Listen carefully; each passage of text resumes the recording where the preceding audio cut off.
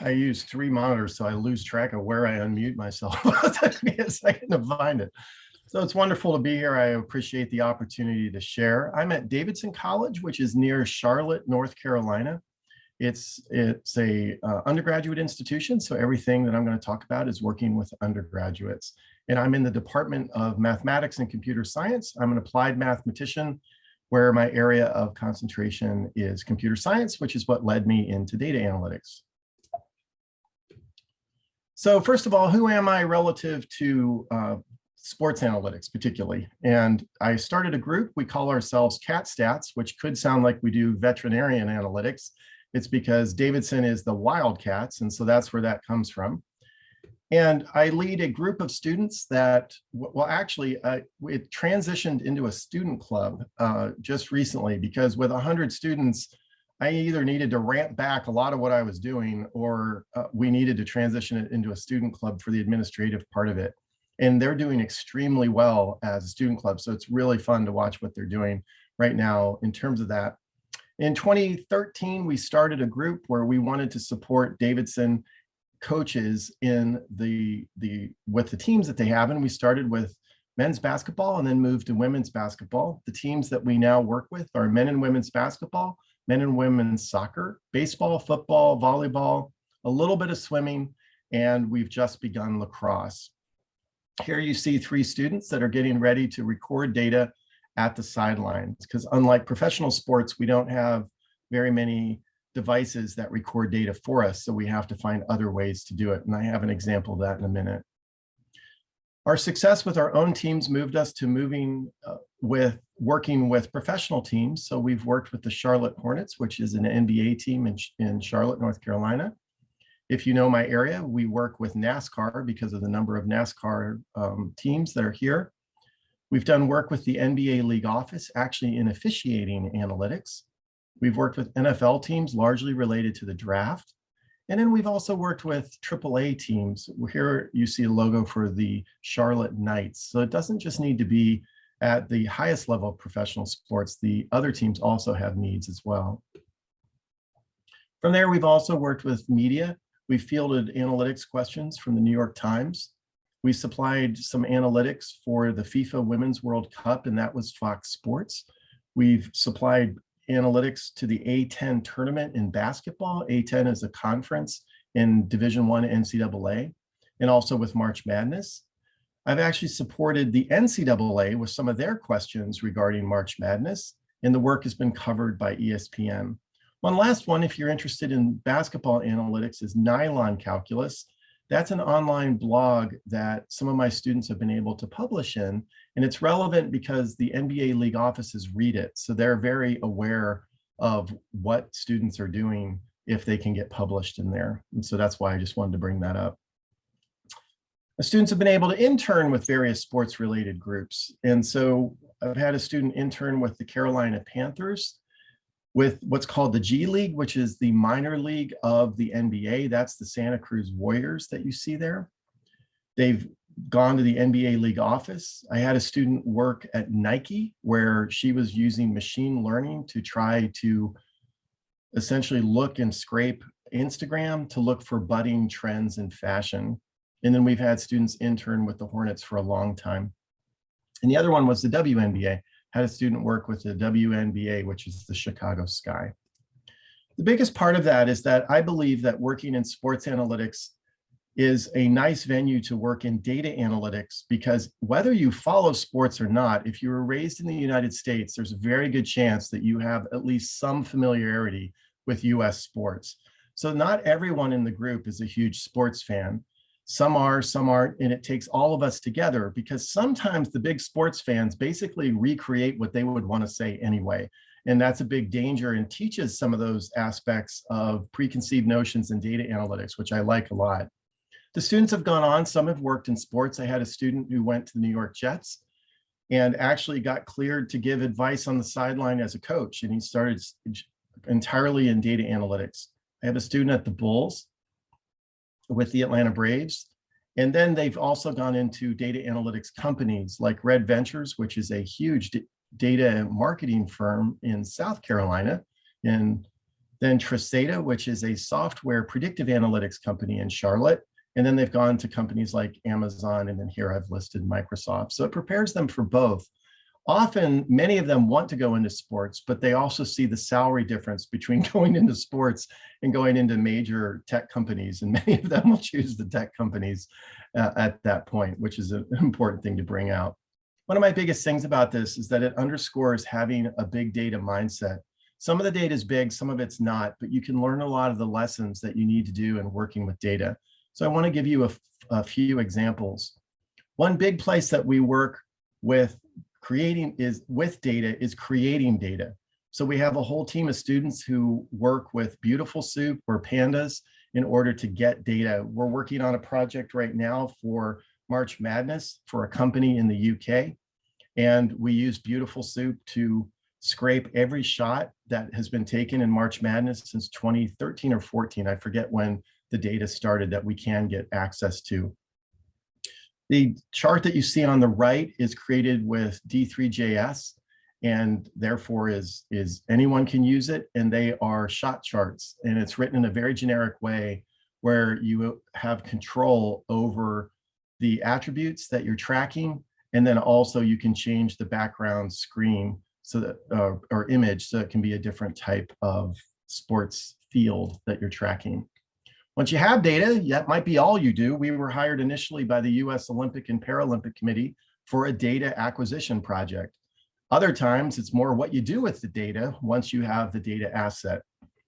One example in terms of larger data was we were hired by a company that had mouth guards that you see to the right that would track the impact of a collision in. This one is for football, but they also had one for soccer. So here's something that we found in the data is that you're looking actually at the top of the head, and I am so bad at Zoom knowing which way I'm supposed to turn, but you're looking at top of the head and the person is looking to the left. I think if I turn that way, I think I'm oriented the right way, but I get confused because my image is flipped. But can you see that? It's the top of the head and the person is looking to the left, to your left is what that is. So the image to the left has a lot of impacts on this part of the helmet right there, which is a good thing. But then when you look at the one on the right, which was the one on the left is for practice, the one on the right is for games, they're getting impacts at the top of the head. That's not a concussion issue as much as it is a spinal cord concern. Well, once we saw that, we then, rather than just looking at all the data, we sifted it by time. When you looked at it over time, those top of the head impacts were happening late in the game. Then we went to video, in particular, the coaches went to video, and they found that the players were fatiguing and dropping their heads, which led to those collisions. That is what's called a coachable insight. It's something you can coach because two things, you can make players aware of it and you can condition them so that they're in better condition for it. So that was a success with a very large data set.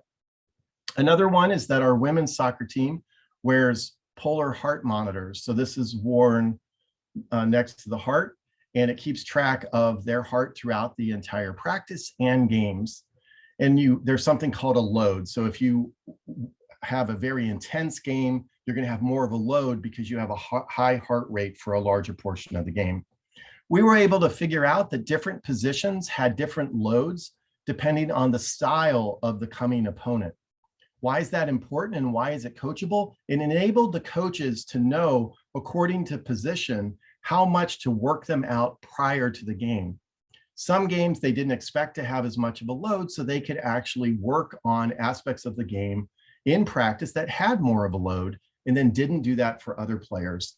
And it made a huge difference for the team and their fatigue level. With data comes insight. And so you could argue that those two things were insight, but I decided to break it down this way anyway. Here's one is that you can actually pull off of the NBA, you can pull down all the shots all the way back to 1997 and 1998, every single shot taken in the NBA. A lot of times in the NBA, you'll hear announcers talk about that they're shooting from a lot farther. So we decided, let's see if they are shooting from a lot farther. So this is the Chicago Bulls. This was the era of Michael Jordan and the championships that they won. And in the playoffs, so if the region between the green and the yellow, that's the 3-point line. Can you see that? So if you're taking a shot in the yellow or the orange, those are 3-pointers. So the orange is a very far 3-pointer. Those are the ones that we get very excited about. In the playoffs in which they won the championship, the Bulls only shot 0.7% from that region. This 2017-2018 Warriors shot from their 3%, let alone they shot 33% from the yellow region. In particular, when you actually look at the success rate, the Bulls shot 12 times and didn't make any of them. They might have all been kind of those last minute end of quarter shots. I'm not sure. But look at the Warriors. They shot 42% from that region. And so it's one of those things that helps us begin to get a handle on that it isn't just perception. It isn't just excitement with the types of shots that can create kind of anchoring in terms of the way that we look at the world. So that was a fun project, came out of an independent study, was picked up by the media, and their estimation was it reached about 30 million people. So that was exciting for both of us. The last one I want to mention, just because it's this time of year, I'm already working on multiple media projects for this, is I do a lot of work with bracketology, which is oddly a word. And so on Selection Sunday, if you don't follow, there will be there's Selection Sunday for the men's tournament, and then there's a selection for the women's tournament as well. For the men's tournament, or either of them, you're given the initial pairings. They come in 4 groups and they get a seed or a ranking from 1 to 16. Your job is to predict who do you think will win each of those games. And from your predicted winners, choose who you think will win. And you get points for each of those. So in the first round, there are 32 games. There are 63 total. So if you could guess all 63 correctly, you'd win $1 million from ESPN. So that's kind of lucrative. In about a month, you could win $1 million. The thing is, you won't, and neither will anyone else. And part of that is because there are 2 to the 63rd total brackets, which is 9 quintillion. So if you could create 1 billion unique brackets per second, how long would it take to make 9 quintillion? Well, if you made that many, it would definitely be big data, because it would take 300 years just to do that. So you need to have some insight in what you do. Historically, people have been 70% correct in predicting March Madness. It depends on the year, but just on average, they're 70%, because some games we kind of know who we expect to win. That gives you an odds of 1.57 billion. Given this audience, you're probably not that surprised that my goal is to get like 1 or 2% better. That's it. If I have a method that's 15% better, I'm probably doing something horribly wrong, because it's not really that much better. It's just I'm looking at past tournaments and somehow pulling in future information. So what I want to do is make a crystal ball, which is a cloudy crystal ball. It will be incorrect. It will have parts that are not, I don't predict certain parts of the tournament, and I don't expect to. We submit our brackets to the ESPN Online Tournament Challenge because there will be approximately 20 million brackets on there, and we get to see our percentile. The choices are the following, and I teach this in various classes. I just came out of a class where I was teaching this because behind it is a linear system, which we just learned in numerical analysis, is how to do the numerics of linear systems. First of all, you can choose a method that has scores or no scores. The Colley method, if you read the whole part, tells you it's only wins and losses. Some people bent out of shape because like, no, it all depends on how many points. It does, but is a 4-point win really a 4-point win? Or was it even closer and it just turned into 4 points? Or was it more like a 12-point win and then it ended up being a 4-point win? That's why sometimes the scores can kind of muddle things. Then it's one of the nice times that you can ask, what is your ideal weight? And here we're talking about the weighting of the games. This graphic is intended to help you see that you can split the season into 2 parts. You can make half the season, the first half of the season, the games are worth half a win and half a loss. The second half is worth a full win and a full loss.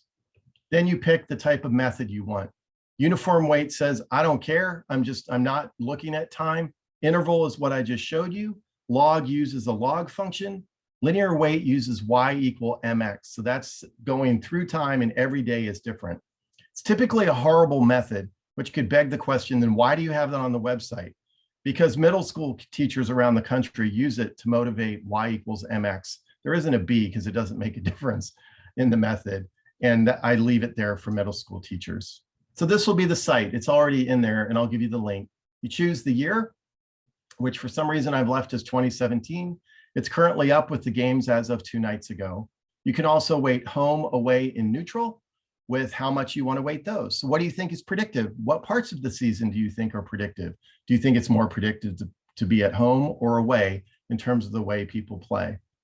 So this is when the New York Times came and covered the methods that I do. People around the nation and oddly even around the world, which I think is partially because of military bases, use the site marchmathness.davidson.edu and has had this various press coverage that you see here that they use. To me, I like math and data because it's a place where students can distinctly see that they can make their own choices, they can make their own decisions, and when it comes to the things we do with the media, or particularly the things we do with the coaches, it can have an impact. But most of all, when it comes to education in this and creating students for the workforce, my big part is it allows students to learn to have the courage to take their own thoughts seriously. What weight is the best weight? One reporter once said to me, "You're not going to tell us the bracket you would pick." No, I won't, because my whole goal is for the students to make their choices, to create their brackets, and to engage in data analytics, mathematical modeling, and computer science.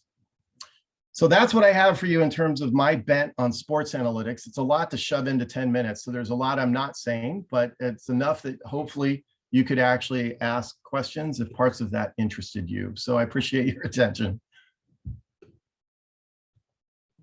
Thank you so much, Tim. It's really interesting and really insightful for the teams and the sports that you're working with. It sure has a huge reach. So is there any questions? Anyway, you can unmute. I have some questions. Sure. Hi, Jamie. How are you? Hi, I'm Jamie Quinn. I work at Florida State University in the Florida Center for Reading Research. I am also a huge, I'm also a huge sports fan. My husband works in sports media here at FSU on the warchant.com website. So I am always interested in speaking to sports. I have a couple of questions about some of the stuff you presented on today. So specifically with injury prevention, with that figure that you showed with the different hits, I noticed that was just for the defensive end position. I was curious because underneath that, the grayed out ones, since it was filtered just for defensive end, I did see a lot of hits on the crown of the helmets for other players. Did you find that there's also a lot of helmet hits within the game for other positions, and which positions did you find that for? Yeah, one of the ones that we found was that one of the weirdest ones that we worked with is we found some really hard hit. This isn't quite what you're asking, but we found some really hard hits for quarterbacks, which really surprised us, particularly in practice. And then we found when we looked at it carefully, it was the backup quarterbacks that were getting hit harder in practice, which I'm sorry to laugh, but was like, good grief, you need to keep them protected too. And the coaches had no idea. They just didn't notice it, that there were things they were working on. And in a sense, they needed a body to get hit.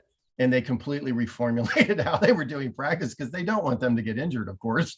And so that's the one I remember. That I know what you're asking, but I don't remember the specifics. That was a few years ago. But yeah, we did do it by position. And that one was one of the ones that was the most pronounced in terms of the video that they looked at as well. That's a really interesting insight because, yeah, I of course, protecting the helmet of players, their head, their cranial, everything is very important within games, but I wouldn't have thought to look at the differences between what they're actually showing in practice versus games. So that was really insightful and I appreciate that. I have one more question and then I won't keep asking questions. So for the insight to the shot distribution for the NBA, back all the way 97, 98 with the Bulls and then 17, 18 with the Warriors. I'm curious if you looked at that at a league level versus at a team level, because obviously with the Warriors, there's a generational three-pointer with Steph Curry that might be driving up that percentage because that's all he does is rain threes for the Warriors. So I'm curious if that's also a trend within the NBA as a whole, or if it's just specifically looking at those teams. Yeah, we did. We looked at it was partially a media request. So we looked at all of the playoff teams for that year. I don't think we looked at the whole league. in that way. I don't remember. But one thing we did look at, I took that graph out, is that if you look at back to 97, the team with the, I can't remember the way that works, but it's something like the average three-pointer, the team with the highest average distance of a three-pointer in 97 is closer than any team in the NBA now. Like the team that shoots the closest now is farther away than the team in 97. That was a cool result. But like you're saying, like Steve Kerr, who was Steph Curry's coach, was a three-point specialist at the time. He shot like as many three-pointers over his career as Steph will shoot in one season. So that's part of your point, is that it's just this shift. And particularly when you're looking at the Warriors, because that was a period where Klay Thompson was also not injured. So it's like, good Lord, but yeah, it's definitely a league trend. Not quite the way you were asking, did we look at it, if I remember right, but because it was a media request, they were particularly interested in all of the playoff teams, and they all were shooting wildly more. We were a little surprised. A couple teams we don't think of as doing that, but it's because you have a team like the Warriors that are so high that it kind of skews your perception. So thank you so much. Yeah, thanks, Tim. And there's a question in the chat as well that is, how can we incorporate some of your research into data analytics classroom curriculum? Is there a method for doing that? I do put the March Madness stuff in a variety of classes. So do secondary and middle school teachers. So I know I went quickly, but if you think about it, you have to come up with a model you have to come up with a model for how are you going to weight these games. And if you're teaching ideas of modeling, they can use that. If you're teaching linear systems, I have slides that I would be very willing to share that actually show how is that actual linear system created. And if you do least squares, one of the methods, the one with scores, is a least square system. And my students really enjoy that in terms of doing it. And then I actually run a class pool. The one thing to keep in mind is it can't be an assigned project, the pool on ESPN, because you can't be a Division I athlete. Because if you did have a perfect bracket, you'd win $1 million. And so they can't do that. But we do have fun with that. Other sports things, I don't actually lean as heavily on sports in class as it sometimes seems like I might. I try to use some of the ideas for, like, they'll do final projects. I have some coming. There will be some in sports. I had one where we were creating automated game summaries. They're called, I think it's automated narratives of the game for off of the play-by-play of the game to help our sports media folk. And then, but then I have other people working on optimizing the layout of a local food pantry because they're renovating, because not everyone wants to work on sports or should work on sports. And the social good is a nice way to balance that depending on the student's interest. So I kind of move in and out of that in terms of what I do. I hope I answered that. You can always email me. The one thing I will say is if you email me and I don't respond, just email again. Because right now for the next 2 weeks is a little intense with my email with March Madness. But I do want to respond. It's never a matter of not wanting to respond. It's just a matter of how much is coming at. Like right now, I have 2 things related to media just sitting here because I didn't close my email. So I hope that helped. Adam? Hey, Tim, thanks. So I teach physics at University of Central Florida. And I'm interested in this because I've worked with our women's soccer coaching team and have a bunch of performance fitness tracker data from the team that I've wanted to incorporate as maybe a data science option for our Physics 1 labs. And so it has all the usual heart rate, number of sprints, accelerations, all that stuff. Any ideas on what's an interesting angle for looking at that practice or game? Yeah, sort of the player level fitness tracker stuff. a couple things that you can do, like what we did, is just how much of that, like how much of a load do they have? If you can get, I don't think I said that directly. It had to do with the style of play of the opponent, that people will, in soccer, there's kind of three dominant ways that teams play. One, they kick it really far down the field to the advancing players and then they go. Another style is they pass the ball up and in order to go. And then another one is we do either of those. And those are the three styles that we looked at that said, if they launch it up, then the kind of halfbacks, the middle, sorry, that reflects my age, the middle players, sorry, that's terrible. And then the front players, I went back to my younger year language, and so I'm not going to think of the modern language. They particularly the middle players have to advance very, very quickly. So their load is very heavy. So they have to be careful on that. Another one that you can sometimes look at is just literally correlation. What do you think will be correlated? And is it? And sometimes it's like, holy crud, that's not correlated at all. I thought for sure this was going to say that if you do this a lot in practice, it's going to hurt you or help you. And I like that, where you just kind of chuck it and say, make a guess and then tell me what you find. Because that's basically what you do with the data when you get it anyway. And again, it's a place for people to have that independence of thought and to encourage explanation, which to me is everything in data analytics. Does that help? Okay, good. Anyone else? Oh, Renata, you're on mute. I said, oh, yes. And also, I know we have people that are very interested in helping K12 teachers as well. You mentioned middle school teachers. So Adam, he's Sure. doing a project with us right now, is looking at middle school teachers and data analytics. And he's been doing that for a while on his own. And then Zarek too, I think you're interested in K12. So that space of teacher being able to take some of the lessons and incorporating them into their class is very interesting. And we might reach out just to see if you have like a website or particular things that you usually send people. We can try to socialize that. That's part of the role of the hub, is to try to get some of these things that are really excellent, that have this broader reach and can also touch a lot of different types of programs, and providing that as something that we can talk about in these forums, or we can have on Etherpad. That would be great. That's one of the reasons the D3JS codes were created, is because tracking one's own data is like getting any data is really tough at the college level and even harder at the high school level. So you just have people there recording it, or if it's filmed, they do it off of film, which college, everything's filmed.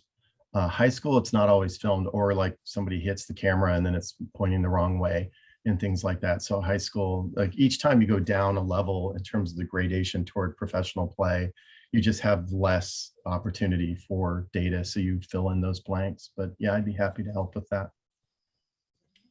I usually in a non-pandemic time have 400 to 500 kids come to Davidson College, and I do a March Madness in math talk. And then many of the schools will have their own bracket challenges. And then I visit various schools in Zoom. I probably should just make a video, but I like to be with the action. I don't know. I like to be at the school and have them see that I value being with them and not just a YouTube video. Maybe there'll come a day when I won't, but that's gonna be a hard sell. My parents were both educators, and there's a goodness in the value of one's time and saying you're important. Educators as well. It's a lot of educators too. So that is I really had a good time. So if there's any other questions, please feel free. We have 3 minutes. If you have resources or other things you can put them in the Etherpad, either asks of Tim or Ashok. He said he would look back at it, but also for them, or for each other, if there's particular things people mention. So we want to be sure that you can also have that ability, because I know some of you are also doing things in these areas as well. So does anyone else have anything before we wrap up today? I know there was one person that had an announcement. that wanted to announce about a summer program. So if you want to go ahead, you can do so. Go ahead, Ray. Hi, thanks Renata and Kendra for making sure that we had some time here. First of all, I love the presentations today, so thank you for having those guests. They've been rock stars, folks that I've known about, so it's really good to hear from them in person. I'm just announcing a Summer Institute in Computational Social Science that we're hosting here at Georgia State. I'm going to put it in the chat. So, of course, we want social scientists engaged in data science, computational social science methods, but we also want data scientists who want to work on topics related to social science. So the Institute is geared towards training largely grad students, postdocs, and early career faculty and early career researchers that may be outside of institutions, academic institutions who would want to join. But it's a two-week session with sort of training and lectures in the first week, and then group work to facilitate research proposals that will get pitched at the end of that second week, and then potentially funded through the Summer Institute for Computational Social Science, which is a much broader than Atlanta effort. Started at Princeton in 2017, and that is now all over the world. But this is the first site in the South. So since this is our South Big Data Hub, then I wanted to make sure that you're aware of it. And if you have students or colleagues who might want to attend, we would love to have their participation. Applications are due March 30th. So we do have 20 to 25 slots. And if you're just interested generally in participating, reach out to me, and I'd love to hear your thoughts on how you might participate. Advanced undergrads, Tim, too. I know that Davidson has some fantastic students. So should you have some students who might be interested in grad school, PhD programs, send them my way. I'm happy to speak with them about it. So Cynthia, this is great. So are you, it's for undergrads through faculty? It's a big, yeah, no, so it's not geared towards undergrads really, but we would consider advanced undergrads. But it's really for, postdocs and grad students and early career faculty who want to build up a research portfolio with some of these methods. And so this is an opportunity for them to learn about methods that might intersect with their current research interests, but also to team up with other faculty in the region, because this is a regional institute, and potentially continue their research agenda with these folks. We expect to have a range of computational method talent in the groups. Great. Yeah, send us a paragraph too. We'll also put it up on the listserv for the South Hub. Thank you so much.